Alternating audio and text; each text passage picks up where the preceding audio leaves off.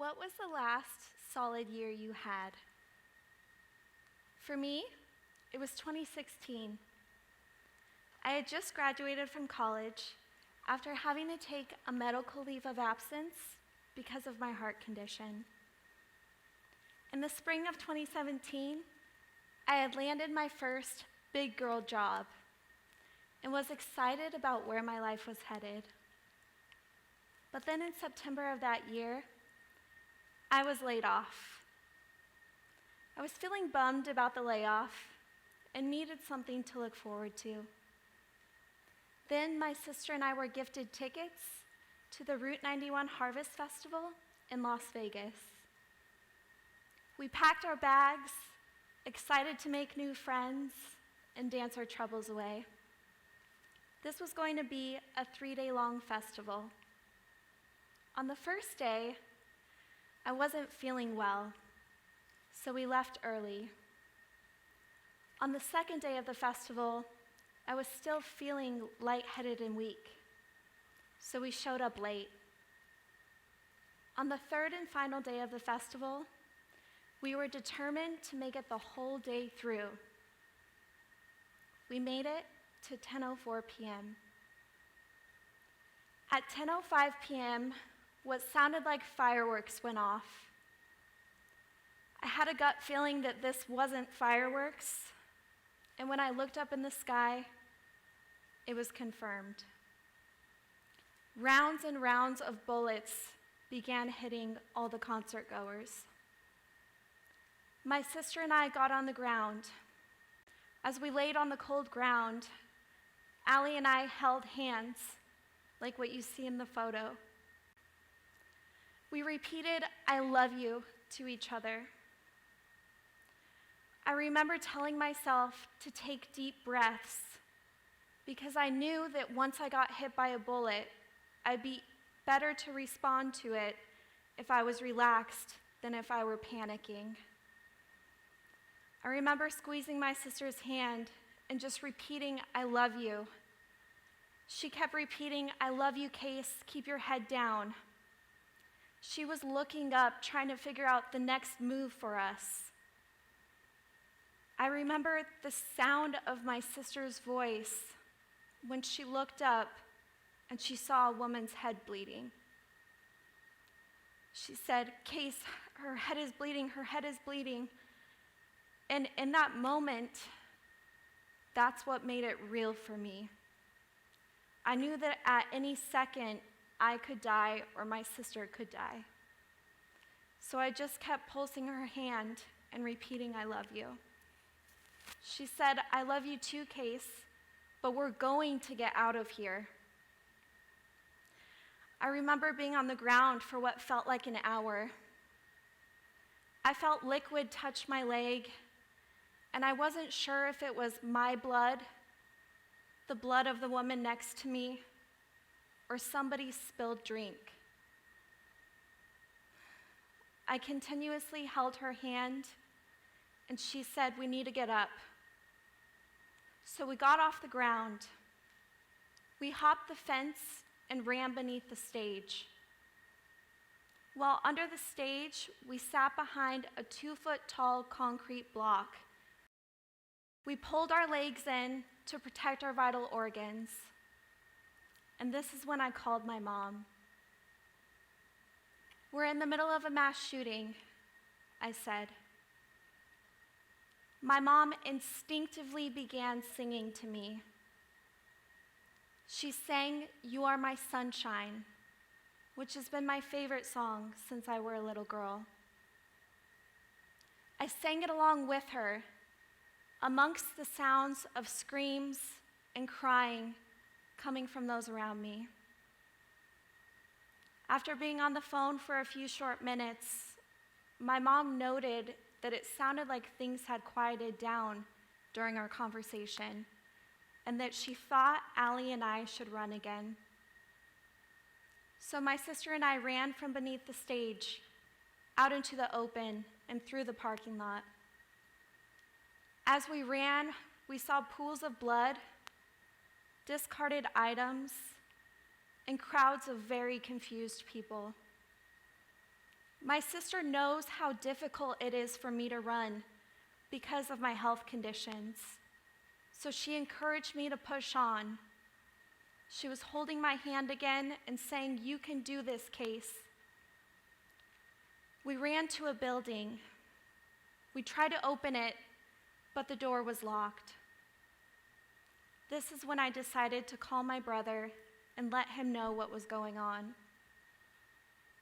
He didn't answer, so I left him this voicemail. Stop. Ali and I were just in a mass shooting. No, it's his voicemail. We're currently okay. We love you. We love you so much. Ali, I love you, Mom.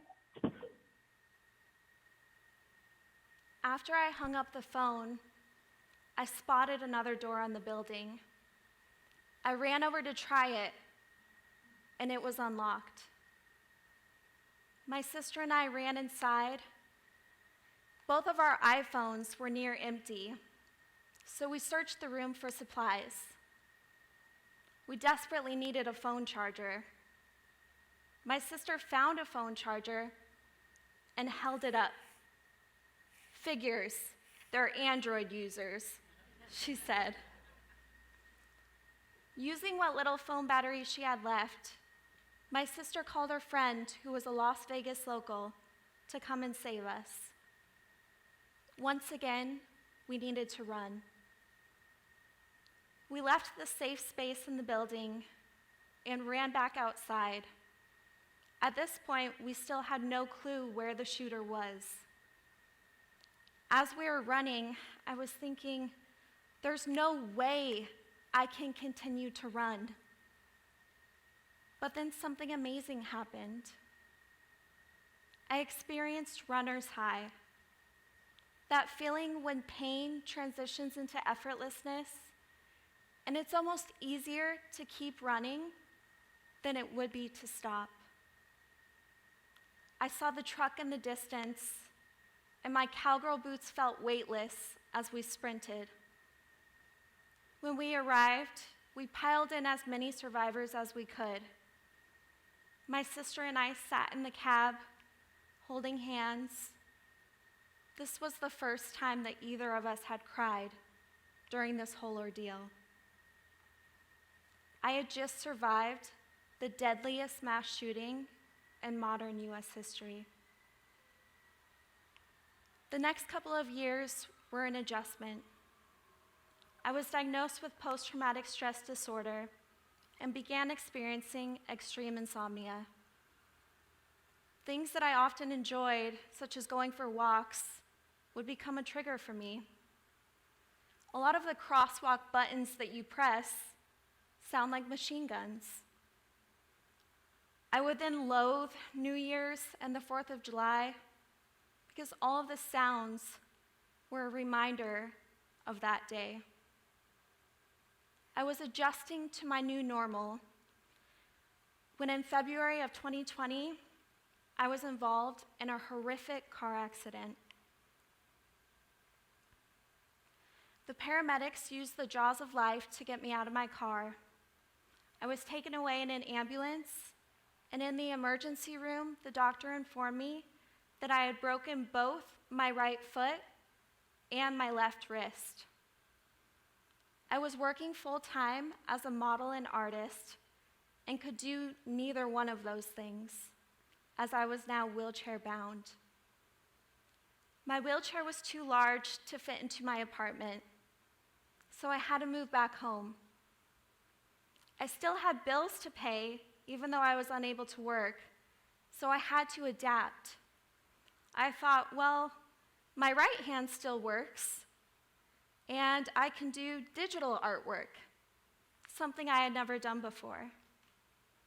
So I taught myself how to do logo designs and cartoons, and I began selling those to pay my bills. This was also the point in time when COVID-19 hit and everyone was forced to quarantine. Studios were shut down due to the pandemic, and designers were forced to think out of the box to get their clothing on models.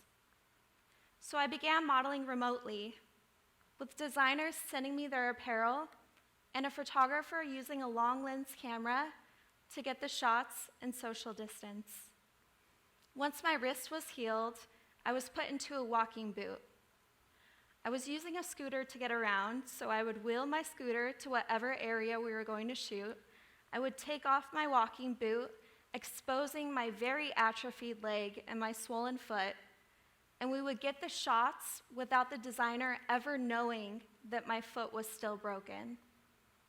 It was a real play out of FDR's handbook. Soon, I was walking again. I had worked really hard to gain my strength and felt so proud of what I had overcome. It felt like I could finally exhale.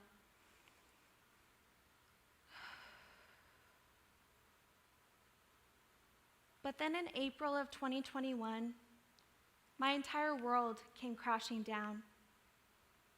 I had met a famous CEO several months prior who gained his fame for paying his employees a living wage.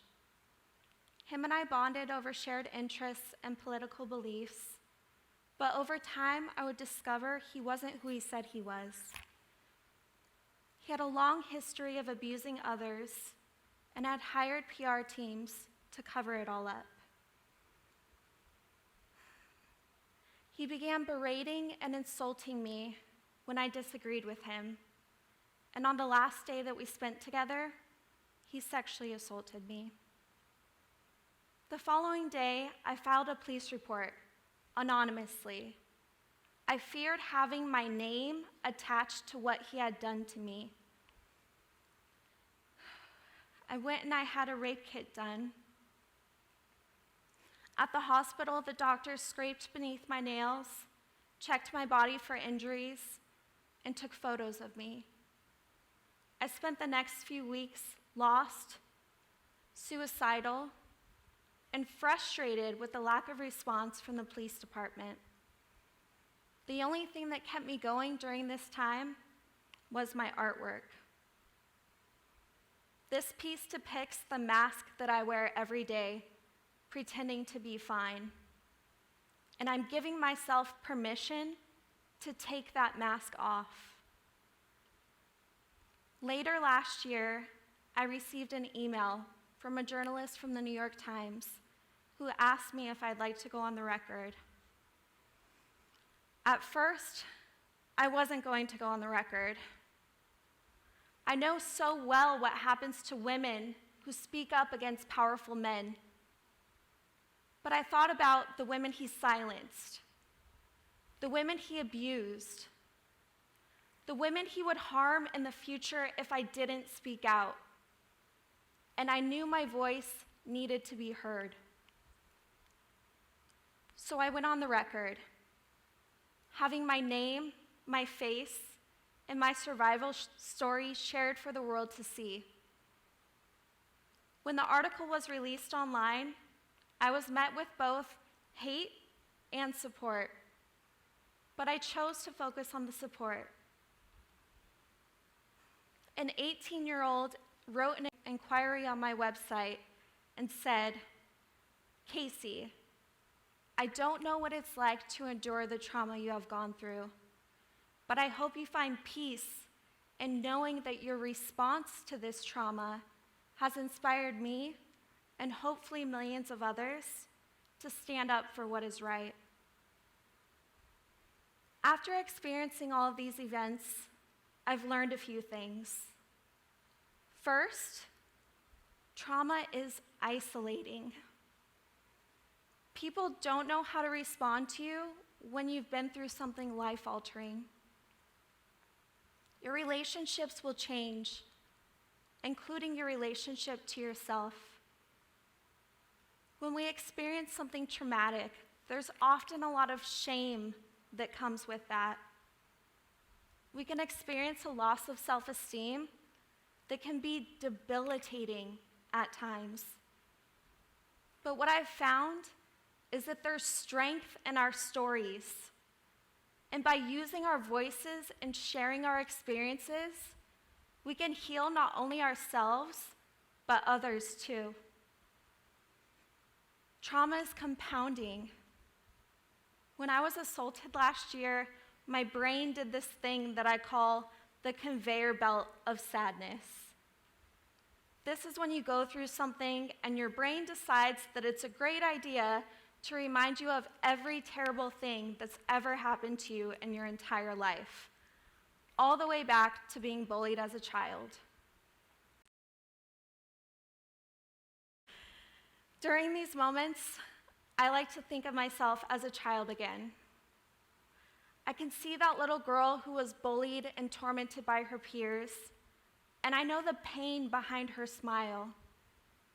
And I know that as I stand here in front of all of you, I am making that little girl proud. Trauma is like running.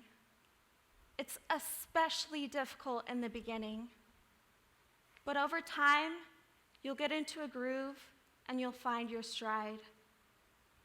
I remember thinking, I can't live another day. But then I did. And then I did the day after that, and the day after that. If you're in the midst of your own trauma, try to imagine yourself on the other side of this hurdle. And believe me, even when you feel like you are just getting by, you're actually inspiring those around you. Thank you.